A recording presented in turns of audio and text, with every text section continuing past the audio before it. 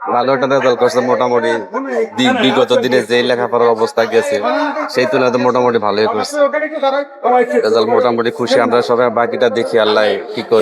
এবারের পরীক্ষাটা ছিল ঝড় বন্যা পানি অনেক কিছু জি জি ছিল, জি, এর মধ্যে আন্দোলন সংগ্রাম অনেক কিছু অনেক ছিল। কিছু গেছে। হ্যাঁ, অনেক কিছু গেছে, এর মধ্যে প্রশ্ন খুব হার্ড হয়েছে, এটাও আমরা শুনেছি। তো সেই হার্ড প্রশ্নে এরকম সিচুয়েশনের মধ্যে আপনার মেয়ের ফলাফল যা হয়েছে তাতে আপনি সন্তুষ্ট কিনা? এবং আলহামদুলিল্লাহ, আলহামদুলিল্লাহ সন্তুষ্ট। আমি মনে করেন যখন এই বেকারণ আছে আরে পরীক্ষা দিয়ে ভর্তি করেছি, এমনি কিন্তু কোনো কোঠার মাধ্যমে আসি নাই। আমি প্রথম আগে ওই যে খিলগাঁও বাংলাদেশ ইয়াতে পড়াইদা, ওটার থেকে আনার পরে পরীক্ষা দিয়েছি 3 থেকে 10 জন ছাত্রী নিচে, মাসাল্লাহ আমার মেয়ে 1 নম্বর হয়েছিল ওই সময়।